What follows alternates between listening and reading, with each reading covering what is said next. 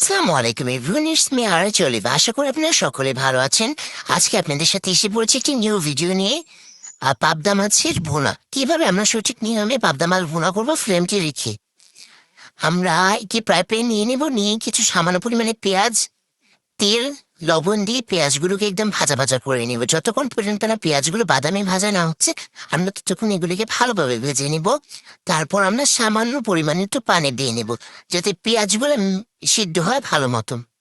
পেঁয়াজগুলো কাঁচা কাঁচা থাকলে রান্নাটা মোটেও টেস্টি হয় না, ভালো দেখায় না। এই জন্য আমরা পর্যায়ক্রমে একটু পরপরই পেঁয়াজে পানি দেব। এখন আমরা হলুদ মরিচ এবং মশলা দিয়ে নেব। আমরা প্রথমে দিয়ে নেব একটু মরিচের গুঁড়া, স্বাদ মতন মরিচের গুঁড়া, স্বাদ মতন হলুদের গুঁড়া দিয়ে নেব। আমার রান্না যার যার রান্নার অনুযায়ী মাছের অনুযায়ী আমরা মশলা দিব। আমার যেহেতু অল্প একটু মাছ মনে করছি, এই জন্য আমি ওই পরিমাণে হলুদ মরিচের গুঁড়া দিয়ে দিচ্ছি। আর সবার টেস্ট তো এক না, যে যেরকম খেতে পছন্দ করে আমরা ওই টাইপেরই মশলা দেওয়ার চেষ্টা করব। এখন আমি দিয়ে দিব সামান্য ধনিয়া গুঁড়া।